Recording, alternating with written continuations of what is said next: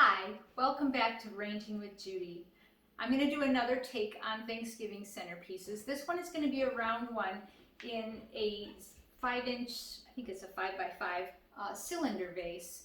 And I put a chunk of chicken wire. I made a little cage of chicken wire, and I'm putting that just in the top to give me some stability on this. I purchased 2 bunches of flowers from Costco. They're just a fall bouquet, and they came with sunflowers and solidago, aster, some spray roses, some button mums, some status, and a little bit of green hypericum berries. And so I'm just, and some salal and a little bit of ruscus. So I'm just going to put this together, and we're going to make a round arrangement this time that you could put on a round table. All right, and so I'm just going to start with the salal, and I'm just going to just put a collar of greens around this. And just, you know, when you have a round arrangement, you need a minimum of 5 placements to make a circle. And so I'm going to put this in and probably put at least 5, but maybe 6. And you can have more than 5, but you need a minimum of 5. So I'm just going to see how far this salal that they provided goes. Sometimes they sell foliage bunches too, and it might not hurt to purchase some foliage when you're picking up one of those bouquets, because they don't always give you enough to put a nice amount in. So let me see here what I have. I think I'm going to have enough for this, but I cut a little bit of ivy this morning out of the garden, and I might add some ivy to this just because I like the way it looks for a Thanksgiving centerpiece. And even here in Southeast Michigan, the ivy, I cut it even at Christmas time, so I think that you'll be surprised if you plant it, what you can do with it and how long it lasts. So now I think I'll just add a little bit of this ruscus in, in between, and to build up and to cover up my mechanics and everything. I'm just putting that around in between the placements of the salal. And I think I might just put one tall one up here and another tall one in the front. All right. Then I have 6 sunflowers, and since I only have 6, and we're going to be at a round table, and I don't want anything, since this is a centerpiece, I don't want anything to be higher than right here. So I'm going to keep this kind of low. And I think what we'll do this time is we'll place the largest sunflowers in first. And I want, some interest here. So I think I'll put them in like a pattern right in the center, rather than stretching them all through the arrangement.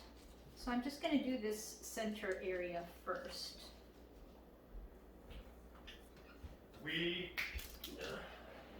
And then I'll put another placement in here. And I'm going to kind of cluster them for some interest here.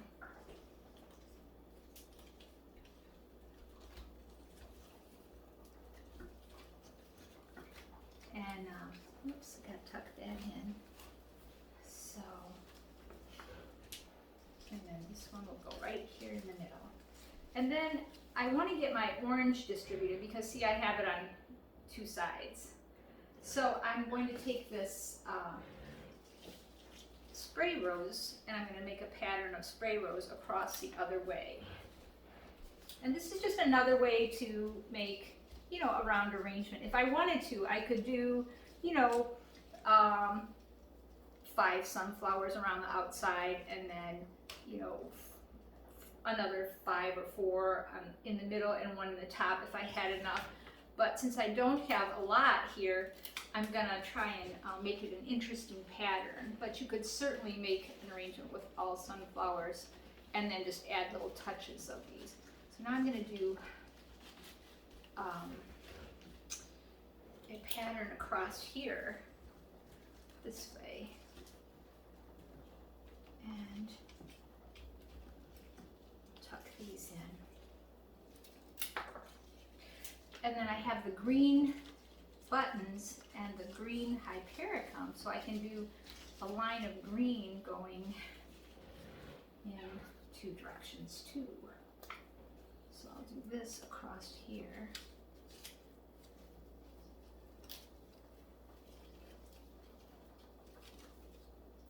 And if I go directly across from each other, I'm going to end up with, you know, my all of my spaces filled. All right, I'm going to build up to here again, and across from the middle, and then over to the side. Okay, I have one more piece, and I think I'll just broaden that over to here. So then I have these button mums, and I'll start a pattern of those going in the opposite direction from my perpendicular to my hypericum berries.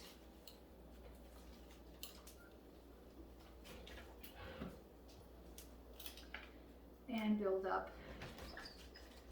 in the opposite direction from my hypericum berries. And what this is doing is it's just filling in all of those main points and all those placements that I would normally do, you know, all one type of flower.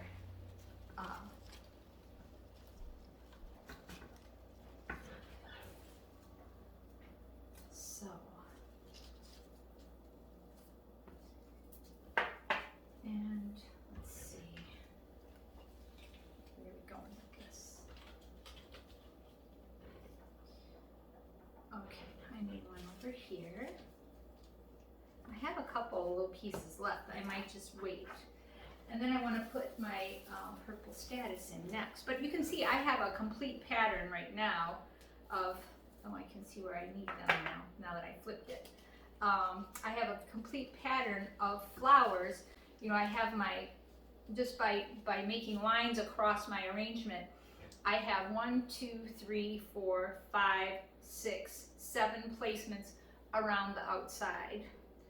And then I have bridges up to the center of my arrangement. So everything's there where it should be, but I just did it in a different order. Okay, so now I think this purple I'm not sure if I want to put it all the way through, so I'm going to start with a line of purple. I'll put another one over here, and then, oops, you see I keep knocking that sunflower over. I kind of want it up like that so it doesn't look droopy, I think. So then I'll take a placement here. I'm going to just do the same thing that I did with the other flowers. I'm going to draw a line through the arrangement.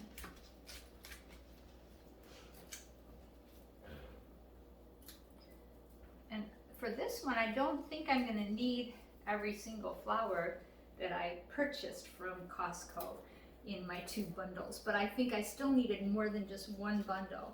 So if you're going to do a Costco bunch, you might think about getting 2 if you want to make, you know, a centerpiece. Let's see. So I have that. Oops, let's get this out of here. And then I'm going to take that solidago, the dyed solidago aster, and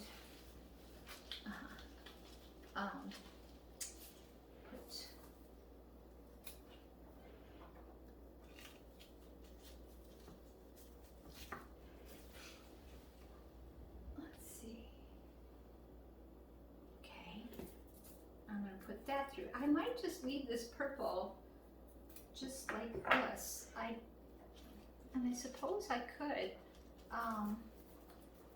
you know, put it all the way through the arrangement. Let's see if I need more purple after I put a line of this in. And I only have 6 stems of this because each bunch just had 3. So I will start that over on the opposite side of the sunflowers, and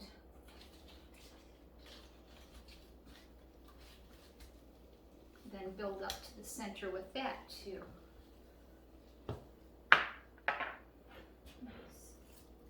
One here, and another one in over here.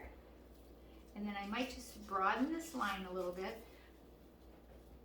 to include one on each side of this main point here.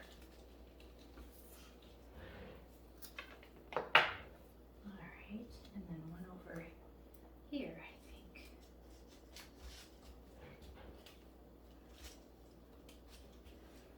All right, and then if you really wanted, you could take and, well, you know, you'll probably, I usually have this, the sea oats at Thanksgiving time. These would be a fun little thing to just add if you wanted.